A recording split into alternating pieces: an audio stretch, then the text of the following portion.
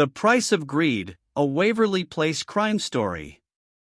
Waverly Place was always known for its charming architecture and historic landmarks, but it was never immune to crime. The residents of the affluent neighborhood were shocked when news of a violent crime spread through the community. It was a beautiful day in June, the sun was shining, and the birds were chirping, but the peacefulness of the day was shattered by a gruesome murder. The victim was a young woman named Charlotte, who lived alone in a small apartment on Waverly Place. She was a bright and bubbly person, who worked as a waitress at a local cafe. Charlotte was well liked by everyone who knew her, and her murder left the community in shock. The police arrived at Charlotte's apartment complex to find her lifeless body lying on the floor. She had been brutally stabbed multiple times, and her apartment was ransacked. The investigators believed that the motive for the crime was robbery, but they couldn't find any evidence of a forced entry. The detectives assigned to the case were Detective Barnes and Detective Jackson. They were both seasoned investigators with decades of experience, and they were determined to solve the case. They began by interviewing Charlotte's neighbors and colleagues, hoping to find any leads.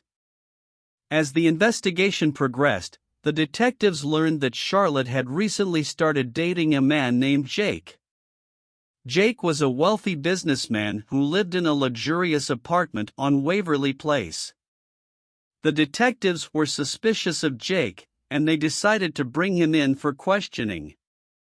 Jake was surprised when the detectives arrived at his door, but he welcomed them in. He was cooperative during the interrogation, but the detectives noticed that he was nervous. They asked him about his relationship with Charlotte, and Jake told them that they had been dating for a few months. The detectives asked Jake if he had been with Charlotte on the night of the murder, and Jake told them that he had been out of town on business.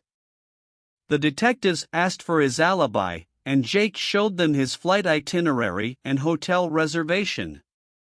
The detectives were satisfied with Jake's alibi, but they continued to investigate him. They discovered that Jake had a history of violence and had been in trouble with the law before. They also found out that he had a gambling problem and was in debt to several loan sharks. The detectives were convinced that Jake was involved in Charlotte's murder, but they couldn't prove it.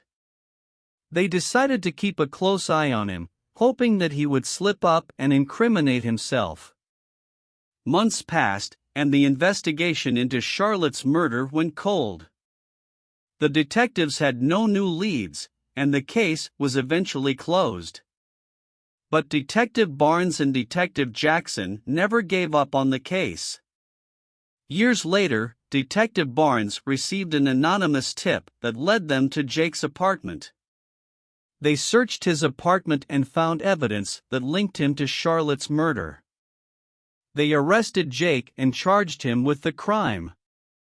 During the trial, Jake pleaded not guilty, but the evidence was overwhelming. He was found guilty of the murder and sentenced to life in prison. The residents of Waverly Place were relieved that justice had been served, but they never forgot about Charlotte. Her murder was a tragic reminder that crime can happen anywhere, even in the most peaceful neighborhoods. But the community came together to remember Charlotte and to support her family, and her memory lived on.